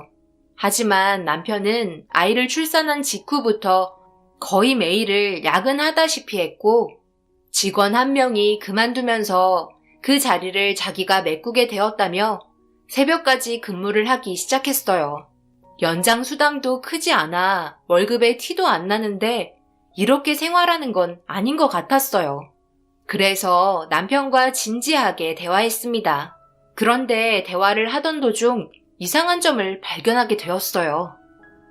당신이랑 결혼한 지 얼마나 됐다고 벌써부터 이렇게 지내는 건 아니지. 아무리 직원 한 명이 그만뒀다고 당신이 전부 그 일을 맡아서 하는 건 아니란 소리야. 이렇게 사는 게 맞는 거라고 생각해? 지금 삶을 봐봐. 당신은 점점 초췌해져가고 나는 육아에 지쳐있고 어머님은 며칠 전에 몸살까지 나셨잖아. 당신이 야근해서 월급이 달라진 것도 아니고 이럴 거면 차라리 일자리를 다시 알아보는 게 좋을 것 같다는 생각이 드는데 이 문제는 나 혼자 개인적인 생각이 아니라 양가 집안 전부 다 똑같은 의견을 주셨어. 그러니까 당신도 진지하게 지금 하는 일에 대해서 생각을 해줬으면 좋겠어. 우리 모두 편하자고 잘 다니던 회사를 그만두고 다른 곳을 알아보라고? 그게 말처럼 쉬운 줄 알아? 그러다 일자리 제대로 구하지 못해서 쉬는 날이 더 많아지면 그때는 어쩔 건데? 왜 이렇게 생각이 없어? 그래도 회사에 노력한 만큼 승진도 빠를 테고 플러스 요인이 많을 텐데 왜 지금 당장 힘든 상황만 보는 거지? 나는 그렇게 할 수 없어. 지금 회사에서 나에 대한 기대가 얼마나 큰 줄 알아? 지금 당장 힘들다고 앞으로 더 올라갈 수 있는 좋은 위치에서 그만두는 건 아닌 것 같다. 그러니 더 이상 아무 말 하지 마. 그런데 당신 잠깐만 있어 봐봐. 셔츠에 목이 쓸렸어? 피멍 같은 게 들어있네? 옆에도 그렇고 이런 게 수면 부족으로 인해 나타나는 증상이잖아. 맨날 야근하니 좋아질 일이 있겠어? 당신만 생각하면 안 돼. 집안의 가장이 건강하게 버티고 있어야 집안이 산다고. 남편의 목에 이상한 피멍이 2군데나 있었어요. 목에 있는 걸 발견하자 제 팔을 툭 치며 신경 쓰지 말라고 피곤하니 먼저 씻고 눕겠다며 자리를 피했습니다. 생전 처음 보는 흉터를 보게 된 이후 점점 더 많은 것들이 눈에 띄었어요. 씻고 나온 남편의 등에도 목에 있던 흉터와 똑같은 게 있었고 아무래도 그동안 야근 일 때문에 피곤해서 올라온 것 같아 물어보기라도 하려고 등에 있던 흉터 사진을 찍은 다음 남편에게 보여줬습니다. 남편은 뭘 그런 걸 찍냐며 저에게 화를 내기 시작했어요. 항상 밝게 웃어주며 나밖에 몰랐던 남편이 너무나도 낯설었고 적응이 되지 않아 걱정 또한 많이 되었습니다. 그런 시간들이 반복이 되면서 남편과 저와의 사이는 점점 불안해졌고 튼튼할 거라고 생각했던 결혼 생활은 점점 무너지고 말았어요. 그래서 답답한 마음에 친구와 통화를 하던 도중 남편의 문제를 털어놓았는데 자기도 사진을 보고 싶다며 전송 좀 해달라고 부탁하자 아무 생각 없이 남편에게 남아있던 흉터 사진을 보여줬어요. 그리고 그 순간 친구에게 엄청난 사실을 듣게 되었고 손발이 떨릴 정도로 엄청난 충격을 받게 되었습니다. 그리고 친구의 말에 따라 일을 진행했고 남편의 뒷조사가 끝나고 퀵배달이 저에게 건넨 서류 봉투 안에 있던 사진들을 꺼내서 펼쳐보는 순간 결국 주저앉고 말았어요. 남편은 매일같이 회사에서 야근을 하던 게 아니었어요. 저 말고 다른 여자를 만나고 있었고 몸에 난 흉터 또한 그 여자와 나눈 사랑으로 인해 생긴 상처였습니다. 너무나 충격적인 사실을 믿을 수 없었어요. 손발이 부들부들 떨렸고 눈에서 눈물은 멈추지 않았습니다. 결국 이 문제를 어떤 식으로 해결해야 할지 몰라 친구와 만나 변호사 사무실에 갔어요. 일단 모든 증거물을 최대한 확보할 수 있을 때까지 모아두는 게 법정에서 유리하다고 하셨어요. 그래서 남편의 모든 생활을 촬영했고 저 몰래 만나는 여자의 정체까지 알게 되었습니다. 남편이 다니는 회사에서 같이 근무하는 직원이었고 나이도 저보다 젊은 여자였어요. 준비도 모두 끝난 상태에 남편은 자신이 철저하게 숨기고 있다고 생각하며 지내고 있었죠. 정말 한심했습니다. 자신은 평소와 똑같은 모습으로 지내고 있다 생각하며 저에게 대하는 모든 부면이 소름이 돋았어요. 그렇게 아무렇지도 않은 척 연기하면서 헤어질 날만 손꼽으며 참아왔습니다. 그런데 다음날 남편이 출근하고 저에게 또 하나의 퀵이 전달되면서 엄청난 사실을 알게 되었고 결국 꾹꾹 눌러왔던 분노가 터지고 말았어요. 남편과 그 여자와의 사이에 있어선 안 될 존재가 태어나게 되었고 제 아이보다 어린 것 같아 보였어요.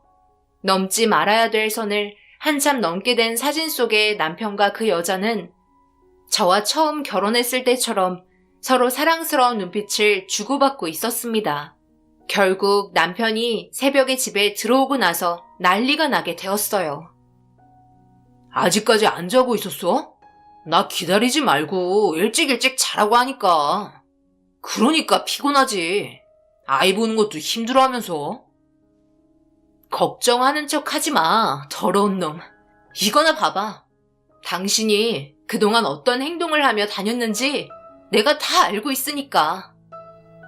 남편 얼굴에 그동안 모아두었던 자료 복사본을 던졌습니다. 남편은 당황한 듯 서류 봉투 안에 있던 자료를 꺼내보았고 충격받았는지 들고 있던 자료를 떨어뜨리더라고요. 어떻게 알게 된 거냐며 당황스러운 눈빛으로 저를 바라보았고 그런 남편에게 다가가 얼굴에 손찌검을 하고 말았습니다. 그리고 그 순간 안방 문이 열리고 모든 사실을 듣게 된 시어머니는 갑자기 이게 무슨 말들이냐며 엄청난 충격을 받으셨어요. 어머님도 이 사실을 알아야 될 것 같아 아기 봐달라고 부탁했었고 안방에서 아기 재우면서 모든 내용을 듣게 되었던 거죠. 그렇게 남편에게 천천히 걸어가 바닥에 떨어진 모든 자료를 하나하나 살펴보시더니 목덜미 잡고 쓰러지셨습니다. 그리곤 온 집안이 난리가 나게 되었죠. 시부모님은 자기 집안에 있을 수 없는 일이라며 남편을 가만두지 않겠다고 엄청나게 화가 나셨어요. 저희 집안도 그동안 믿고 있었던 남편의 모습에 배신감을 느꼈는지 실망한 모습을 보이고 계셨습니다. 하지만 남편은 이런 상황에서도 자신의 잘못을 인정하지 않고 그녀에게 푹 빠져 있었어요. 그녀의 아이와 행복하게 살고 싶다며 법적으로 처리해준다고 짐까지 싸고 집을 나갔습니다. 잘못했다고 무릎 꿇고 빌어야 될 사람이 되려 강하게 나오는 모습을 보니 이해하기가 너무 어려웠어요. 결국 남편과 이혼을 하기 위해 지금은 폐지가 되었지만 그때 당시 간통죄가 성립이 되었기 때문에 고소를 진행 준비 중이었어요. 얼마 뒤 법적인 처벌을 받아야 될 사람이 되려 당당하게 나왔고 보란듯이 그녀와 더욱더 끈끈하게 지내는 모습에 참을 수 없는 분노를 억누르지 못해 폭발시켰다가 너무 혈압이 올라 그런지 남편의 멱살을 잡는 도중 쓰러지고 말았습니다. 그리고 한참 뒤 눈을 떴을 때 저는 응급실에 있었고 제 앞에 앉아 계신 분은 저희 부모님이었어요. 그런데 모두들 눈물을 흘리고 계시더라고요. 아무래도 제가 쓰러진 것 같아 마음이 아프셔서 그런 건지 많이 괴로워 보이셨습니다. 그런데 엄마가 이상한 말을 꺼내기 시작했어요. 영서야, 어디서부터 어떻게 말을 꺼내야 될지 모르겠지만 어차피 알게 될 거니 빨리 말하도록 할게.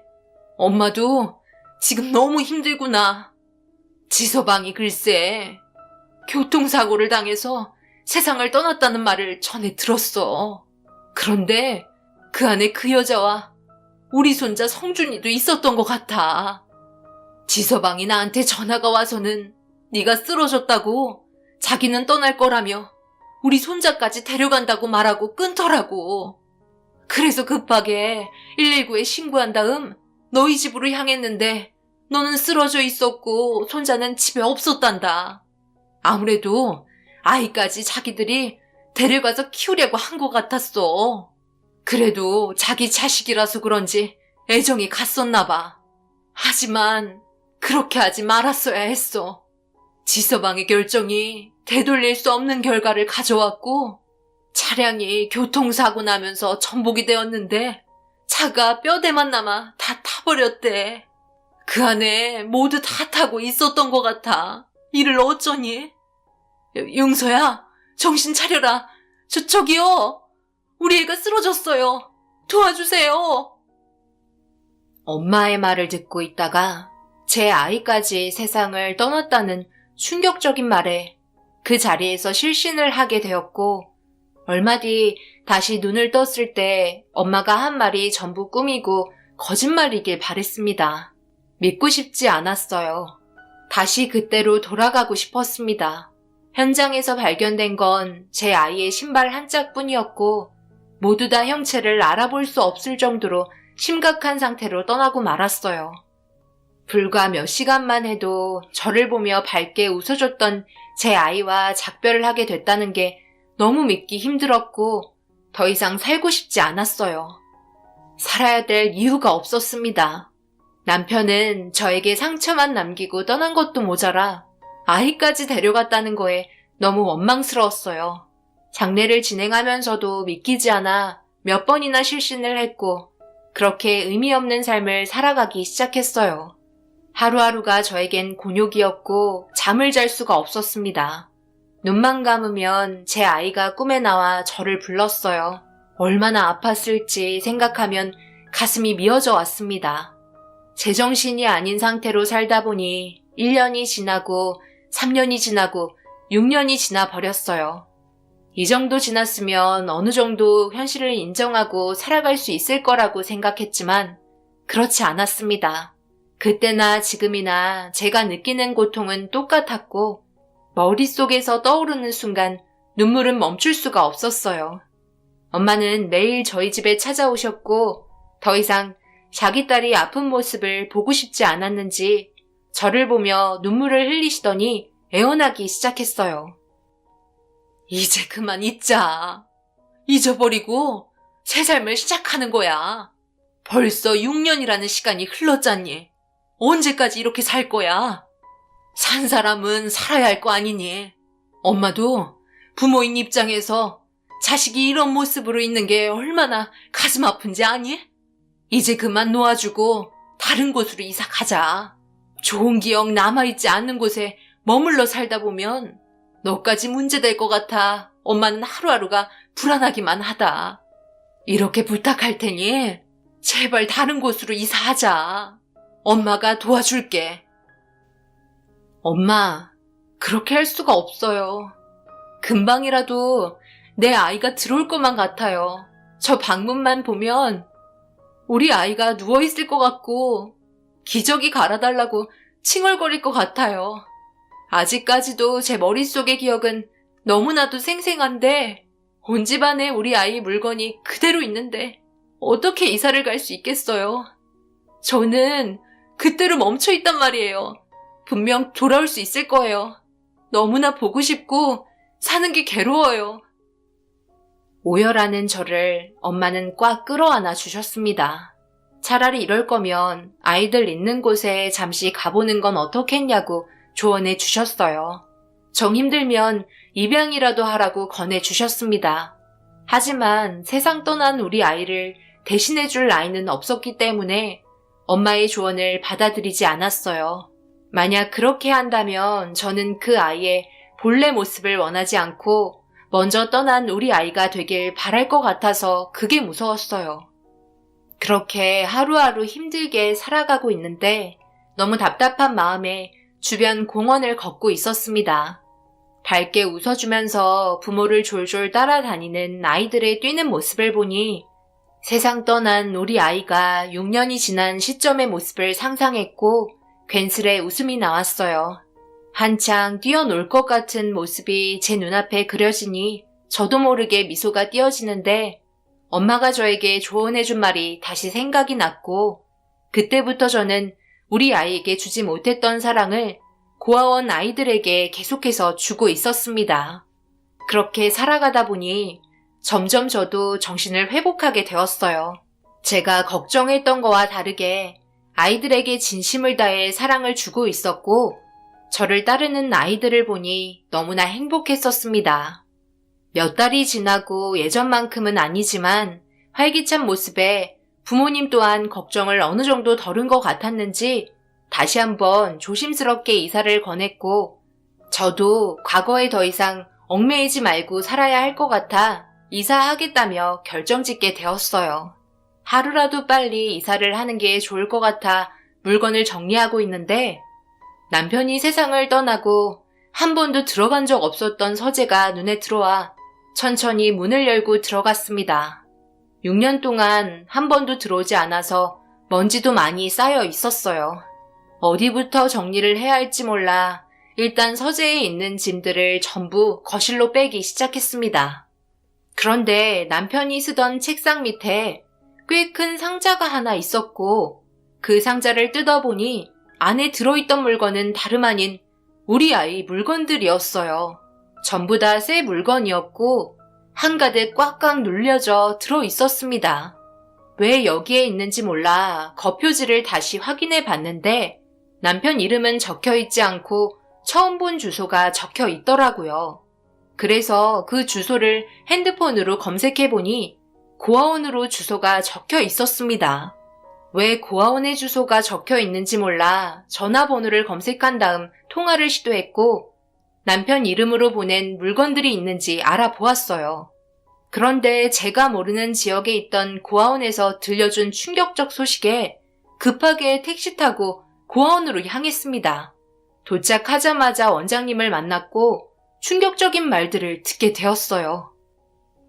6년 전인가요? 벌써 그렇게 됐네요. 언제부터인지 정확하게 알지 못하지만 어느 날 갑자기 택배 하나가 저희 고아원에 도착했어요. 이름은 없고 저희 고아원 주소만 적혀 있었죠.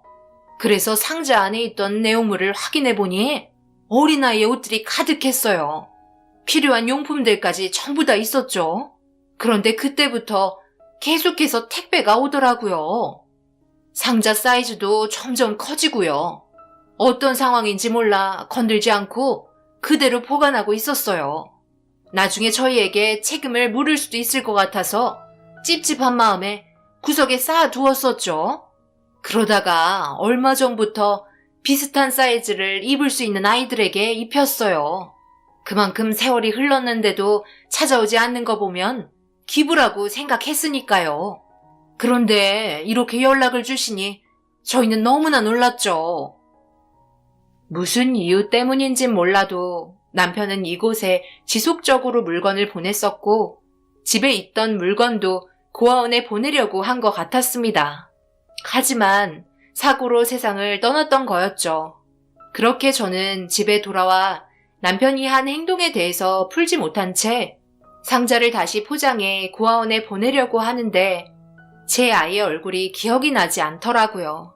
아무리 생각해도 언제부터인가 그토록 사랑하고 있었던 우리 아이의 얼굴이 기억이 나지 않아 상자 안에 들어있던 옷들을 껴안으며 한참 동안 오열을 하고 말았습니다.